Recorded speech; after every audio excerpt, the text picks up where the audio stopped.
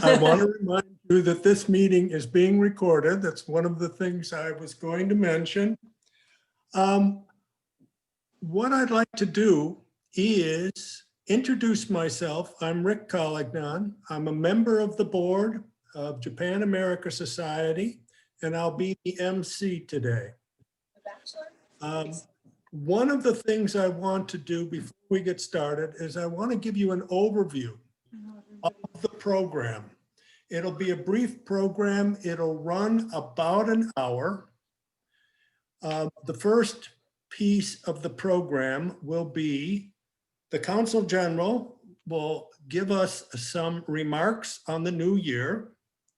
We'll have kagami biraki, the breaking of the cask of sake by the president of Japan America Society and his family.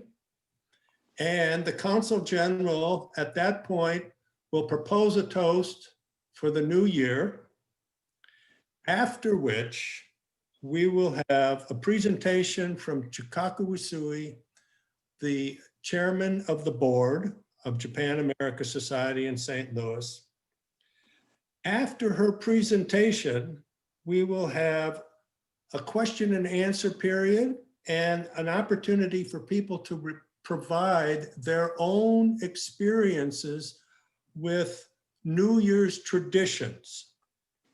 And finally, we will conclude with remarks from Greg Gorman, the president, and a farewell. So with that, I would like to turn this over to our honorary consul, Stephen Knapp, to introduce the Consul General. Would you do so, Stephen? Hey, good evening, you guys. Really good to see everyone, and thank you for everybody involved to put this together. And Richard, I know you're going to be a great MC, so thank you already. And I know it's hard to be an MC over Zoom, so already you've won the battle already. So great job. So it is my honor and privilege to introduce Consul General Okada. He assumed his role in mid-October of 2019. His jurisdiction is in Chicago, but he represents 10 states here, which is the largest of any of the consul generals in America. This is his 6th overseas assignment. His previous postings included embassies of Japan and China, US, Republic of Korea, Taiwan, and he was Consul General in Shanghai. And Ministries of Foreign Affairs in Tokyo intermittently for over 26 years, so he's very seasoned. And he's an expert in Asia with a focus on China and North Korea. He's in the intelligence and analyst service for the Japan ministries, and pretty smart guy too, because he's went to University of Tokyo, Peking University, and thank you, Harvard. While studying in Tokyo, he met his wife, Yuko, and has 3 beautiful children, 2 sons and a daughter. And I believe he's into tennis a little bit. So, Consul General, thank you very, very much for joining us this evening, and thank you for what you've already done for St. Louis and our Japanese community here. Thank you, Stephen, for your very kind words for me. And Happy New Year. 明けましておめでとうございます to everyone. Thank you so much. And it's such a great pleasure to join with the Japan America Society of St. Louis to celebrate New Year together tonight. Thank you all so much for having me here in Shinnenkai. Well, last year was a year of many big changes, not just in Japan and the United States, but all over the world. The coronavirus pandemic has had an unprecedented effect on all facets of our lives, on politics, economy, and the people's everyday lives. And so at foremost and first, please allow me to express my heartfelt condolences to all of the family and loved ones who have lost someone to this virus, as well as my sincere sympathies to all those who have been adversely affected by the pandemic. At the same time, to all those at the forefront, my deepest and my deepest gratitude and respect is yours. Although we are in the grip of the pandemic's worst wave yet, there are some good news as well. Last December, I was very much encouraged to hear that President Gorman's report at the annual meeting of the Japan American Society of St. Louis. I was very much impressed to learn that the Japan American Society of St. Louis remains fiscally sound even during that challenging period. And the society has been able to successfully organize so many online events, which was very interesting. So hereby I'd like to especially recognize President Greg Gorman, Vice Chairman and Honorary Consul General Emeritus, Bruce Background, Executive Director Chip Mayer, and the board of the society, and of course, Honorary Consul Stephen Knapp, for your extraordinary leadership during this time. And as the society prepares to resume in-person events in summer, I look forward to joining as many of these programs as possible, especially for the annual Japanese festival. And in the same summer, the postponed Tokyo Olympics and Paralympic Games is scheduled to be held. And so naturally, we are anticipating more and more attention on Japan from the United States as well as all over the world. And I'd like to seize that opportunity along with the momentum gained when our lives start to return to normal, to further promote every exchanges between Japan and the Midwest in the various fields such as the arts and sciences, cultures, sports, education, sister cities, and the economy. And in closing, I'd like to point out that we are beginning to see some gleaming lights at the end of this long tunnel with the rollout of vaccines. And this new year also brings a new dynamic to Japan-US relations as Biden administration takes over in just 3 days. So I really look forward to seeing President Biden and Prime Minister Suga will work together to further deepen our bilateral relationship between Japan and the United States. And at the same time, I really wish that two governments can work together to advance good diplomacy to cope with some of very critical global issues, such like the pandemic, climate change, and some security-related issues. And I strongly believe that the most important cornerstone for this alliance or cooperation or partnership is the mutual trust and friendship. And I think these friendship and mutual trust are nurtured through the grassroots exchange, and for which I really admire the great job the Japan American Society of St. Louis has done for decades. So once again, thank you so much for your hard work and dedication. And lastly, thank you so much to everyone involved to make this event possible. Thank you so much. So now, please enjoy the Japanese bento and the sake, and it's time for the kagami biraki. Thank you. Thank you very much for those inspiring words. At this point, I'd like to move this over to the Gorman family, who will perform the ceremony.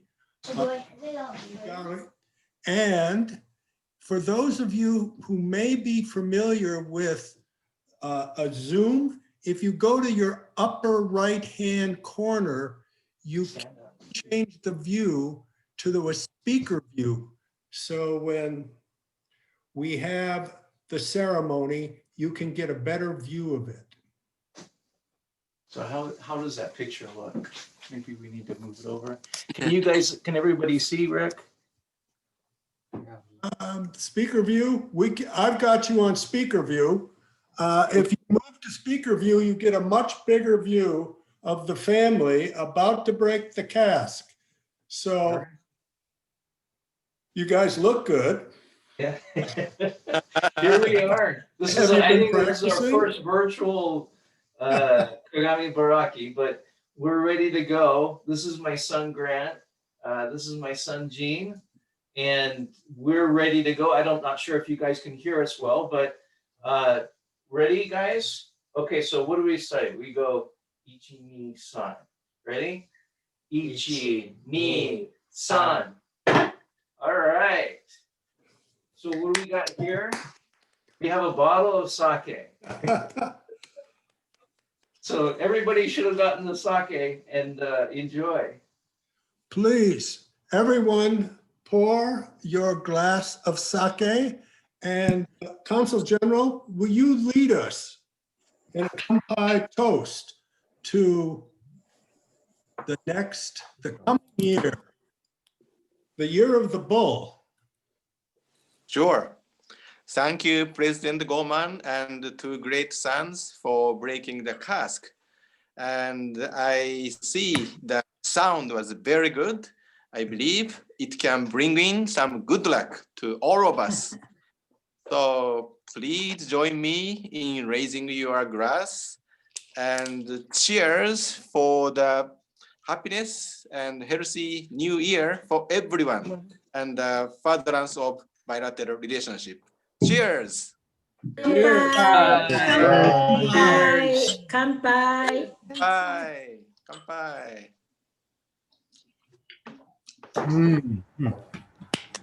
Oishii.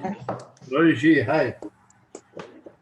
Okay, I want to encourage you to continue to toast to the new year and enjoy your bento. And while you do this, I want to introduce Dr. Chikako Usui, the chairman of the board of Japan America Society. She will give a presentation on New Year's traditions. Chikako? Thank you. So I am going to make a PowerPoint presentation, and I am right now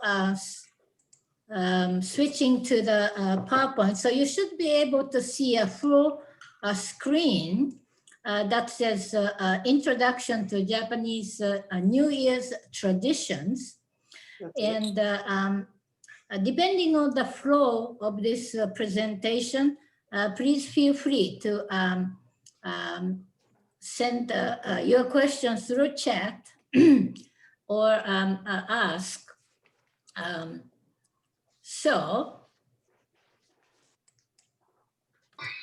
For Japanese, for many centuries, New Year's is a very important holiday, but also it has a very deep religious significance. What is unique about this holiday, New Year, is it is a time to welcome Shinto New Year deity. Japan has many kami from a Shinto religion, and this New Year's god or New Year deity is called Toshigami-sama. Toshigami-sama. So to welcome kami to your home, you go through a rather extensive preparations, such as osoji. Osoji meaning a big cleaning. You also decorate the kadomatsu in front of your house. And then you prepare a special meal called osechi. And then celebration start in mid-December for these preparations. And then at the New Year's Eve, people will eat so-called toshikoshi soba, Japanese buckwheat noodle. And then people listen to New Year's Eve bell called Joya no Kane. And then on the January 1st, some people will go to look at the sunrise called Hatsuhinode. Some people will go to temples and shrines for Hatsumode.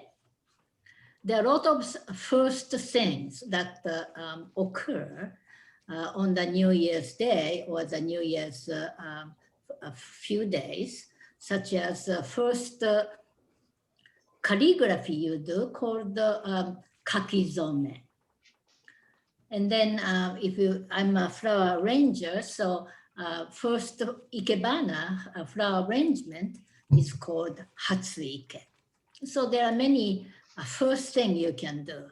Even brushing your teeth for the first time of the year is some happy event. So Japan has a long tradition of Shinto, native religion, and kami, or these deities, Shinto gods or spirits, are believed to have a divine energy for the world we live in. And it is a very much animistic spirituality. So this is a Japanese indigenous religion, and a kami can reside in many things, such as in mountains, like this is a Mount Fuji. People know that there is a kami in there, big giant tree. You may have seen a tree specifically decorated to designate that kami, or a cave.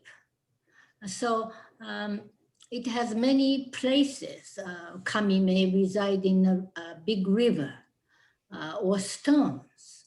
So it is a worship of nature spirit that can reside in many different places. And as I said, New Year is a special day to welcome New Year's daily. So for that, first thing is you're gonna do a great cleaning called osoji, year-end cleaning. And this one is also known as susubarai, right here. Since Edo period, which began in 1600, this began in December 13th. It took a lot longer for preparations.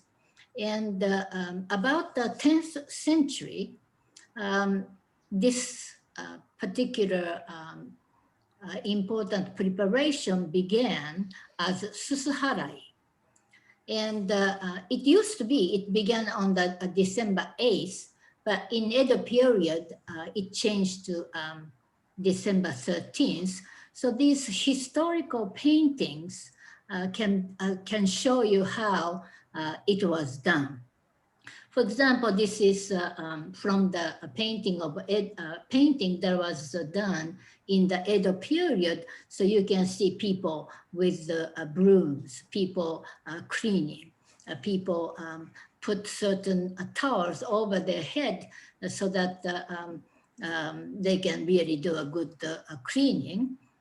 Here's a monk again, with the brooms and some towels to clean. The reason it is also called susuharai is because Japanese homes back then were very dirty, but also cooking was done in wood burning cook stove,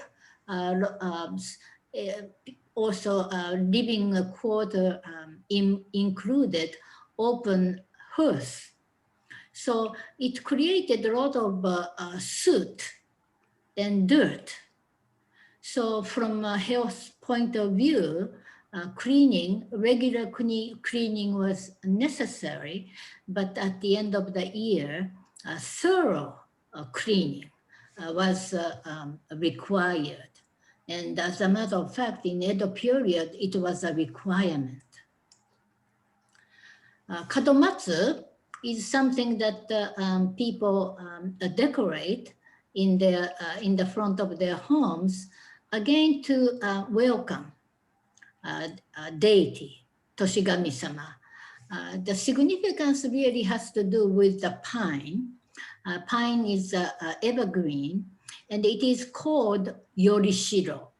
Yorishiro is something that attracts deities, nature spirits, so that you welcome them with these decorations. This decoration you see at the top right-hand corner is sort of if you go to the website, you can see many of these kadomatsu. All these bottom ones are the ones I made in my Ikebana class. And then this little turtle you see is actually, it's from Ise Shrine, made of rice. So another important preparation for New Year's is food preparation. And this food preparation goes back to the Heian period, that wealthy class, courtly class, prepared rice dishes for these gods and goddess, deities and spirits, and for themselves. This is known to be the origin of osechi, but of course it was very simple.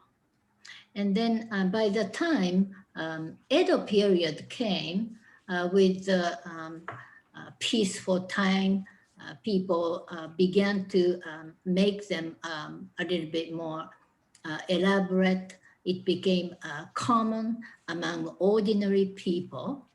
And then as Japan became a lot more modernized, it became even more gorgeous, elaborate.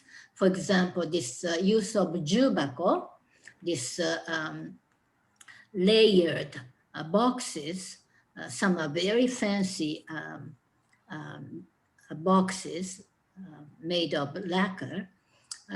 So these were used from Edo time period to present food in this way, and then you can stack them up, and it does not use a lot of space, or you do not need to cover, so because it has a cover on top.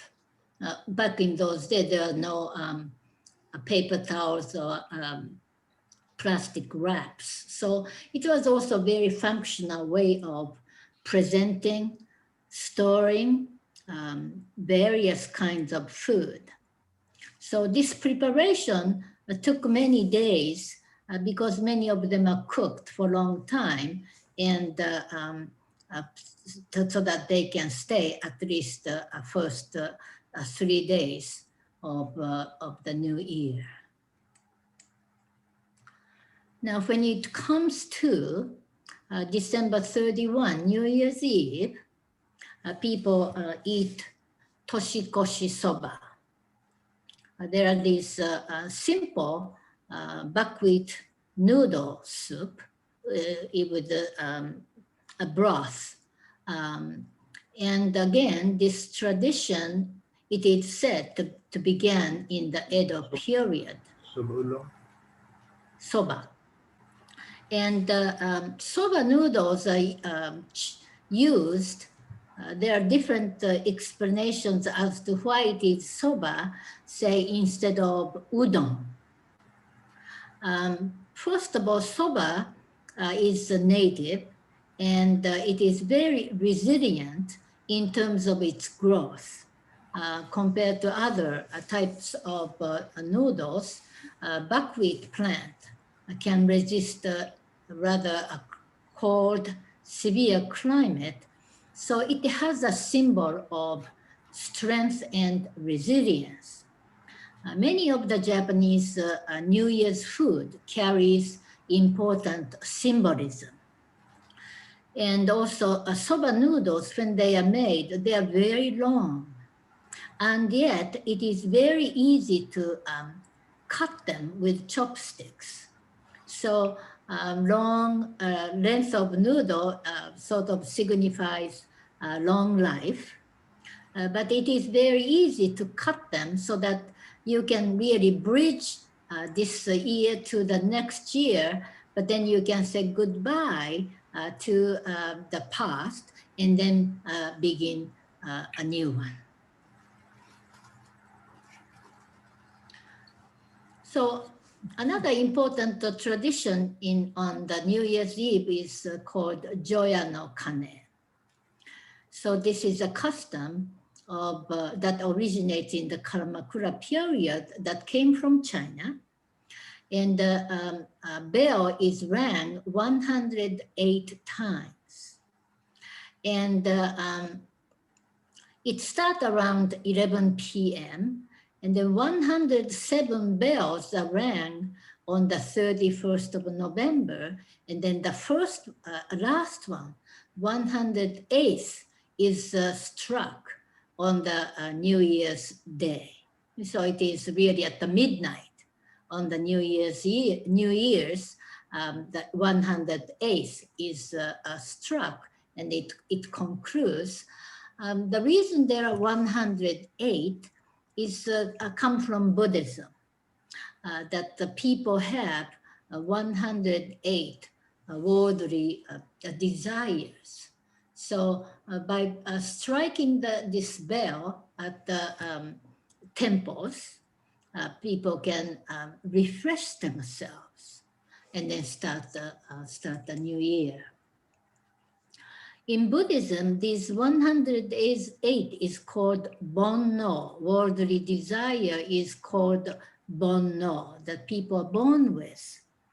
So we have eyes, ears, nose, tongue, body, and mind. So these are the 6 basic sources that lead to worldly desires. And then it can be a good one or bad one or neutral ones. So 6 times 3 is now 18. And then some of those desires, worldly desires, are clear, and then some of them are not so clear. So these 2 dimensions will create 6 times to 3 times to 2. And then lastly, we have past, present, and the future. So that will give you 3 dimensions, and then all together, that will lead to 108. So that is the reason why the bell is struck 108 times. So now I'm going to talk osechi, but today's New Year's party bento has some of those items that I will mention.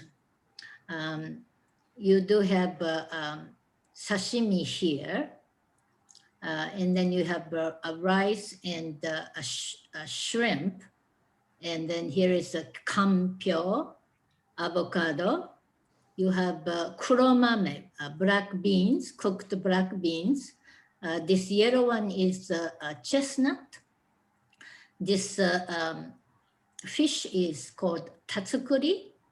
And then you have kobumaki. You have eggs, you have kamaboko.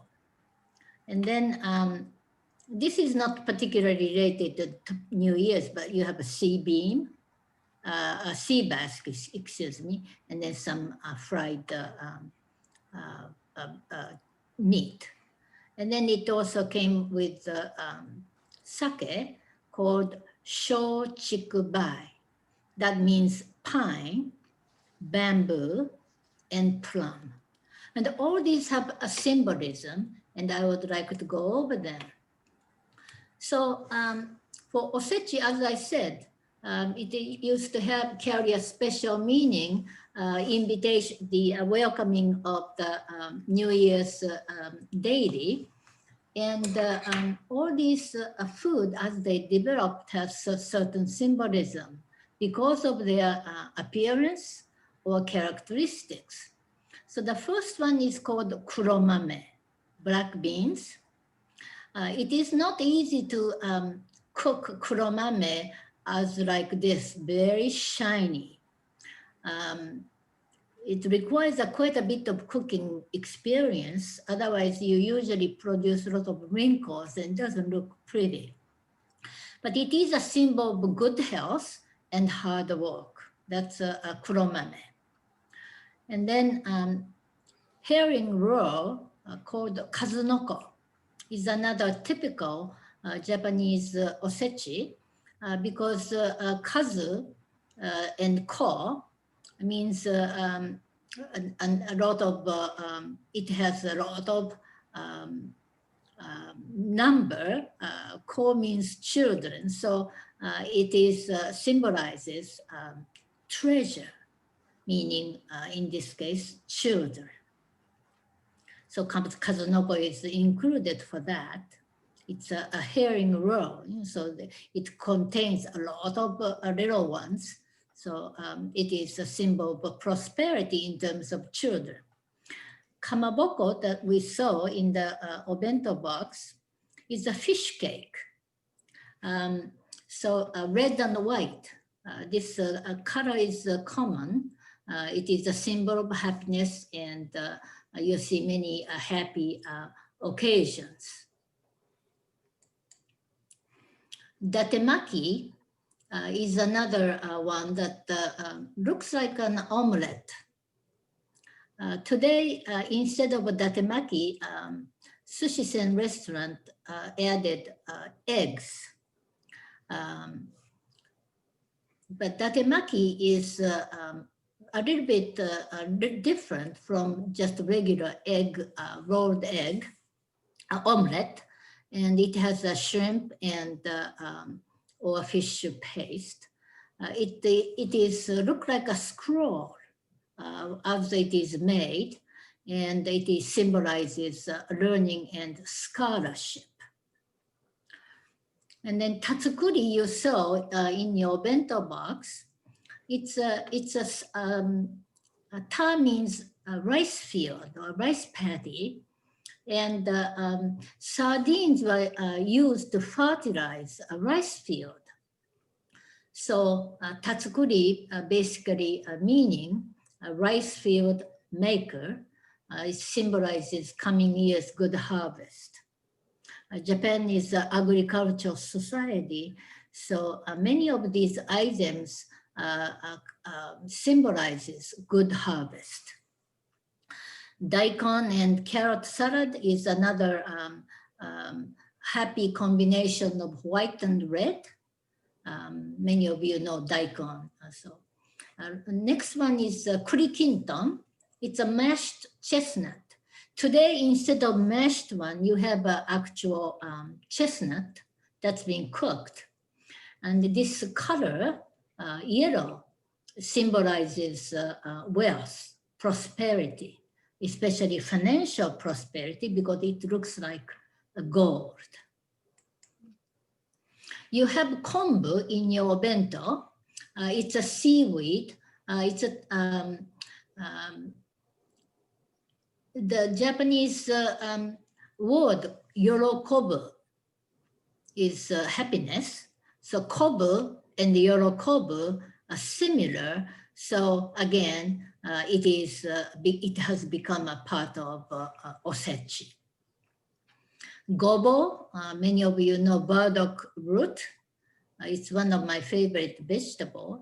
It's also included in osechi. It symbolizes strength and stability because the way it grows is in the soil and it's very resilient, strong.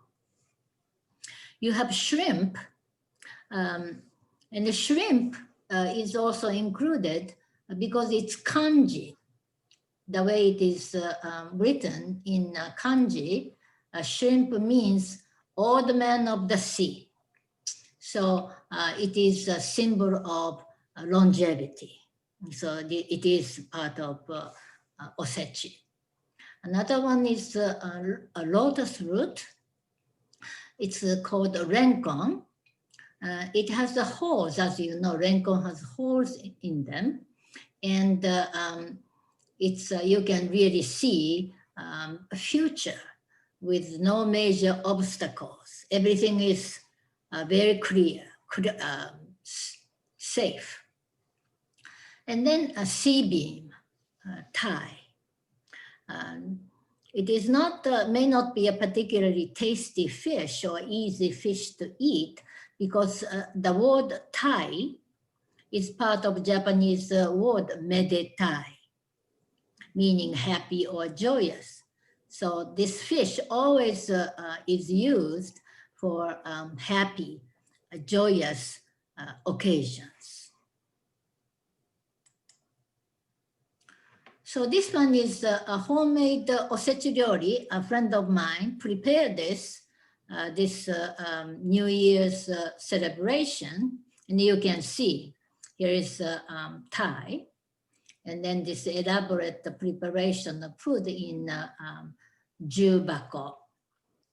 And then you also see sake for ceremonial kampai. So as I mentioned, in New Year's holiday, people do a lot of first thing.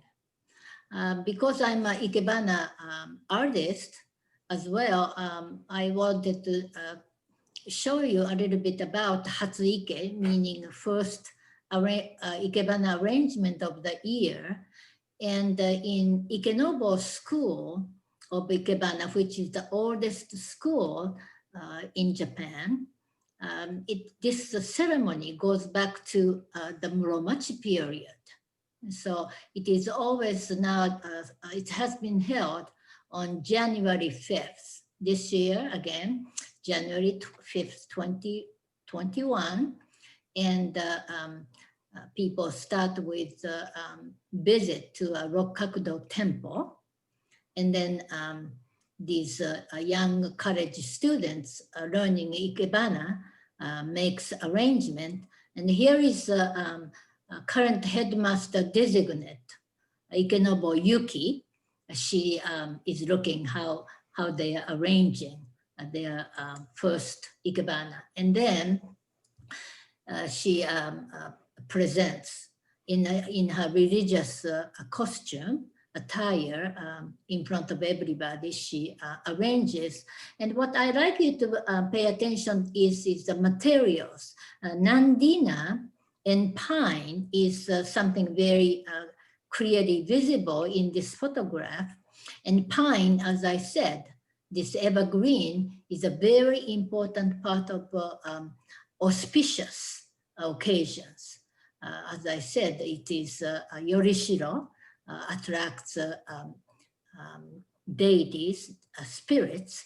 Nandina is also a very important type of floral material for auspicious occasions. Next one is by the current 45th headmaster, Ikenobo Sen-ei.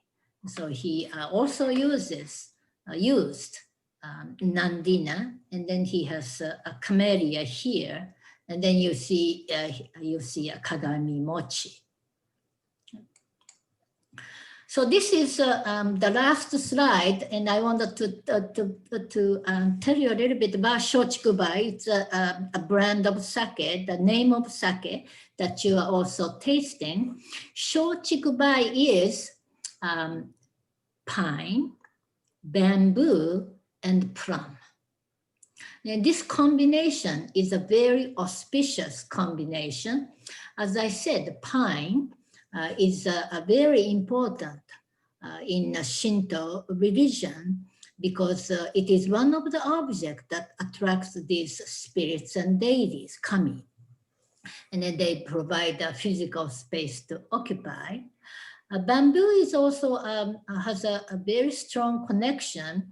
It grows very fast, as you know, and also grows straight. Because of this, it is a symbol of life force or vital force of life. And then plum is the first blooming floral material that signifies coming of the spring season. It endures very cold winter, and then it produces blooms more faster than anything else. So because of this, it is known in Japan as a symbol of hope.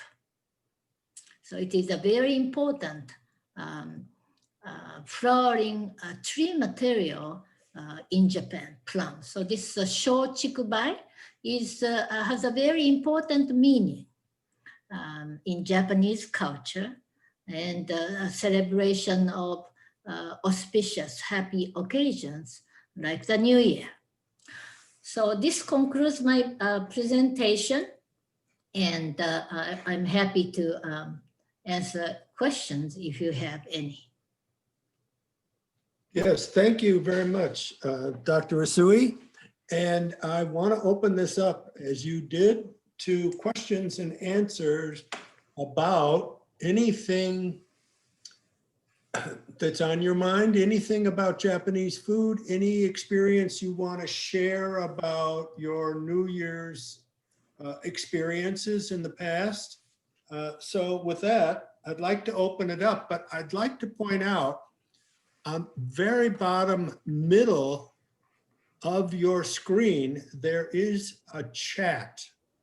And it says chat. Open that up and you can ask questions for the entire group, or you can ask questions of specific people because they'll be listed. So you can choose between the general or a specific question.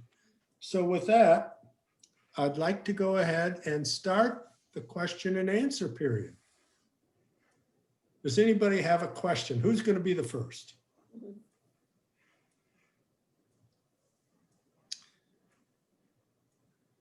Chikako, there's a question in the chat box. What is the symbolism of breaking the sake cask?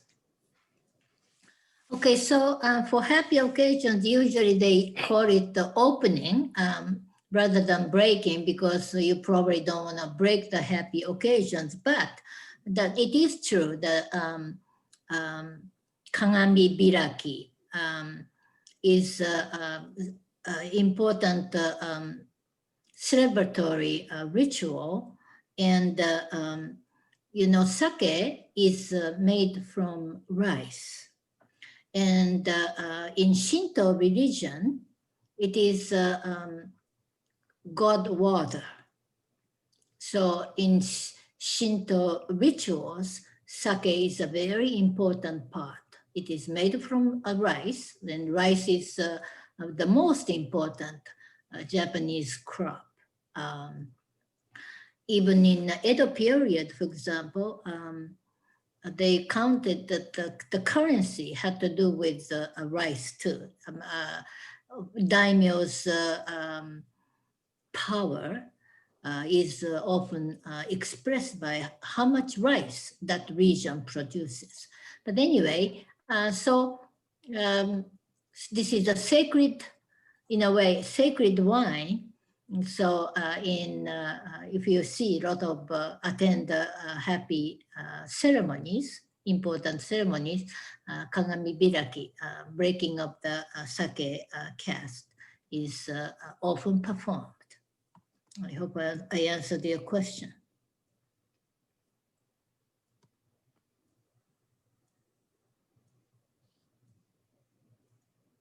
Chikako? Kanji with the city Said to me- kanji. Bottom and the long line on top of the X on top of the left. What is that? Okay, so I will go back to the PowerPoint so you can tell me which one. I don't know which one you are referring to. So if you can sort of tell me, that is what I'm referring to. If somebody can stop me there, then I can. It's the last one, the last one. Last one? Yeah, the last sentence there. There, the fourth, the one, two, the second one from to the left of the no. The blossom, symbol of hope. The kanji, all the way over that one right there. The over the last of the kanji. Keep going, keep going. Next to the no. I think he's talking Second about one the to the left of the kibo. Kibo, the key. Kibo. Yeah, kibo. What is that? That's hope. Okay, okay. Mhm. That's a symbol for city and line on top and the X a little bit to the left. Okay, thank you. You're welcome.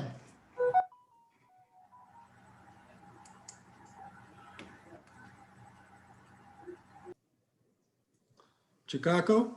Yes. I've had an American friend who's seen a bento box and wants to know, with the food inside, wants to know if there's a dessert or the concept of dessert in a bento box. How would you interpret that? Okay, so let me see.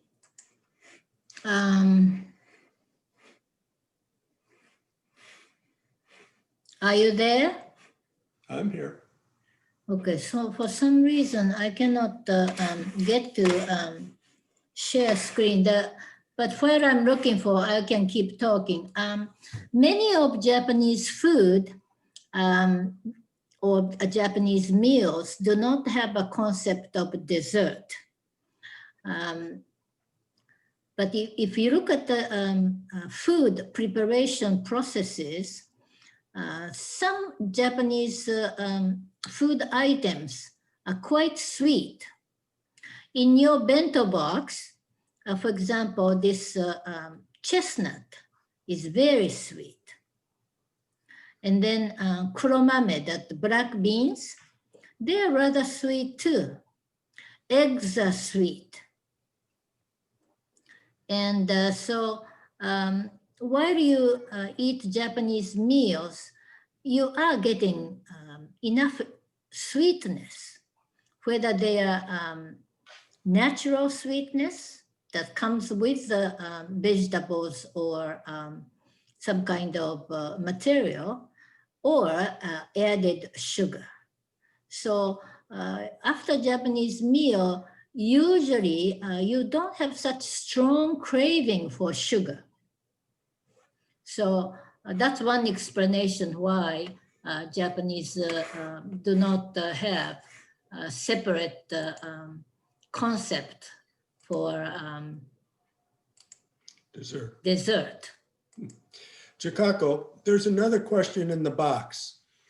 Are some of the foods in the bento eaten warm or cold?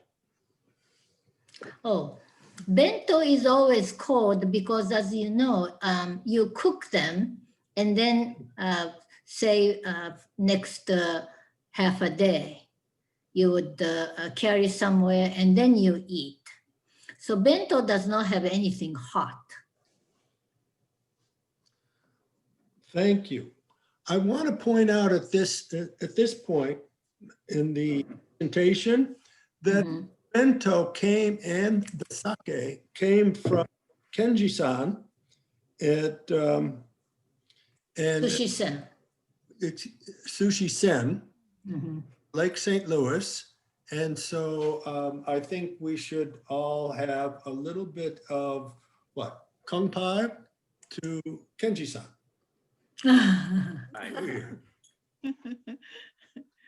Good idea. Okay. If I may join in for just a moment, my name is Frank Trinkle, not Frabj, as it says on the screen.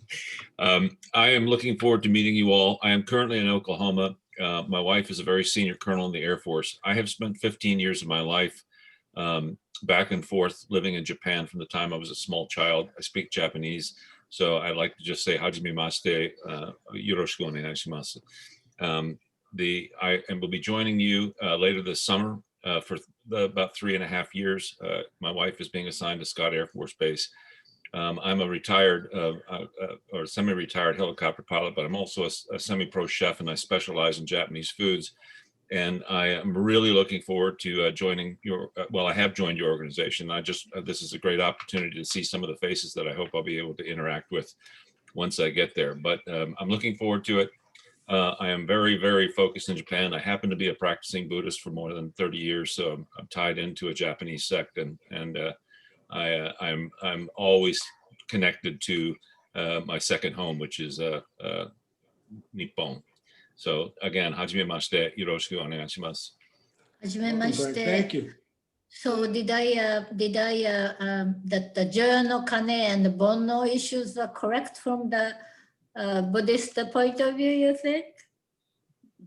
Well, we all have, as you know, there are many sects and many beliefs.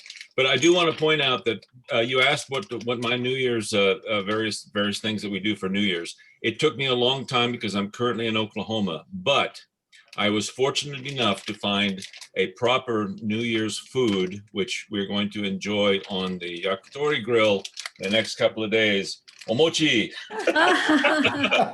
That's wonderful. That's wonderful. Well, with that, thank you very much for your questions. And thank you very much, Frank, for your introduction. We'd like to move now to some concluding remarks from Greg Gorman, the president of Japan America, and a farewell. Greg? Thank you, Rick, and Frank, very welcome. I'm glad to have you join us today. And we're happy to have everybody here. I think it was a very, very nice program. And, you know, we have lots of people to thank for that. The Consul General Okada for his New Year's remarks. We appreciate that. Thank you so much for joining us today. And thank you to Honorary Consul Stephen Knapp for his introduction. I think we have a big thank you that goes out to Rick for emceeing this evening. Thank you so much for doing that. It's very helpful. We'd also like to thank Chikako for her presentation. I think it was very interesting. I've eaten these things for many, many years, and I really don't know all of the different pieces. So it was very entertaining and informative for me to be able to see and understand a little bit about the culture behind the foods, because I know that the New Year's meal is a very special meal. There's a lot of significance there, and it's been something that you do over and over again. I myself have had some very good experiences. I lived in Japan for 17 years. And so I remember a lot of different things, and the things that you talked about, Chikako, tonight, it brought back a lot of memories. We tried to take those cultural aspects and import them here to the US. So the toshikoshi soba, that's something that we do.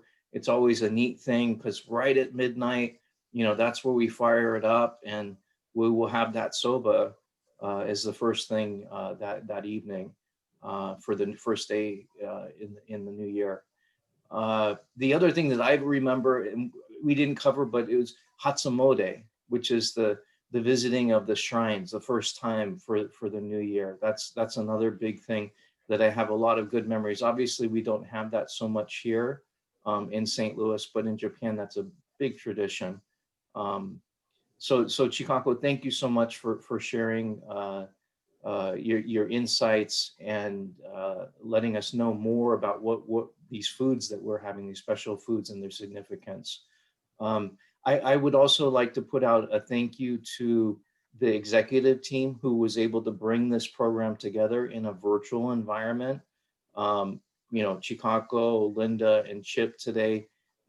There was a lot of organizing that went in, and Rick participating in that as well.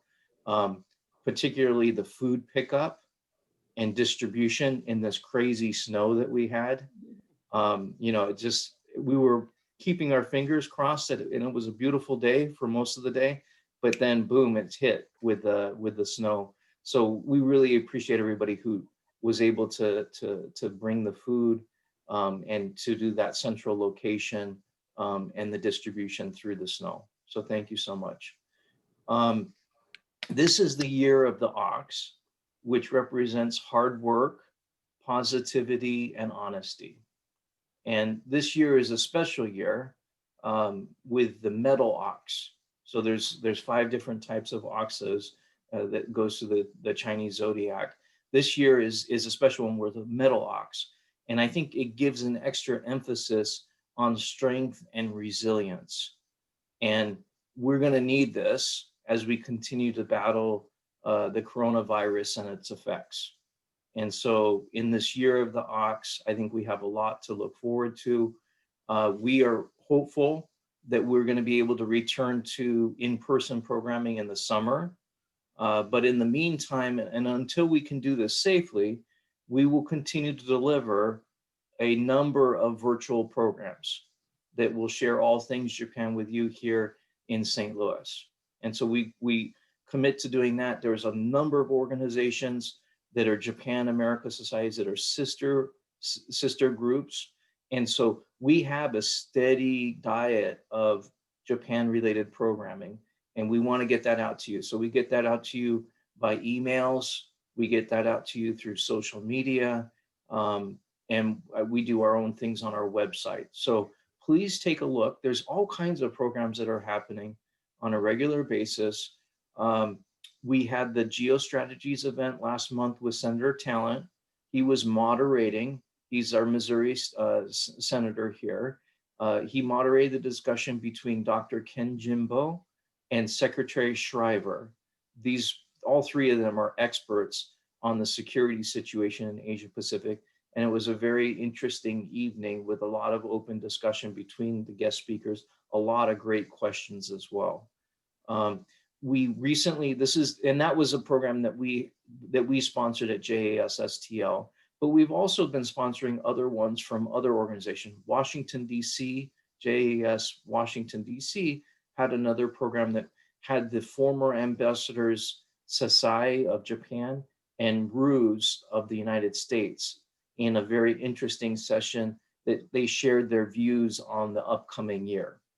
So that was very informative, a lot of great interaction. You were able to ask questions similar to what we did tonight. So we can make this virtual programming very, very informative and helpful. There was also a recent event with a leading economist on Japan, Jesper Cole. I think that was the University of Washington that sponsored that. So please take a look out there. There's a lot of programming. And we look at that as something that we're providing value to our #1 supporter, which is the membership base for Japan America Society St. Louis. You know, thank you again for being members. Without you, we wouldn't be able to put on these very, very nice programs. And, you know, hopefully that you learn something from these programs. And we wish you and your families a safe and prosperous year of the metal ox. Everyone, thank you so much for coming tonight. Thank you. Thank you. Thank you, Greg, for your encouraging words. It's very, what should we say? It's very auspicious for this 2021 year. I want to thank the Consul General Okada, for his inspirational words. And finally, I'd like to thank Chikako Usui for a presentation, informative presentation on the New Year's meal. I want to wish everybody a happy and healthy New Year, and remind you, if you have any additional questions about Japanese tradition or any interest in the Japan America Society, please look us up on our website and send us email. We already have interested people in the chat box. With that, please have a happy and healthy New Year. Thank you, Richard. Thank you so much. The great Shinnenkai. Thank you. Thank you. Thank you. Happy New Year, everyone. Happy New Year. Happy New Year. Happy New Year. Thank you, everyone, for joining. Hope to Thank see you, Chip. everyone in the future. Thank you, Chip. Happy New Year. Thanks, Chip. Thanks, New Year. Linda. Thank you. Hope to see Thank you all you, again soon. Linda.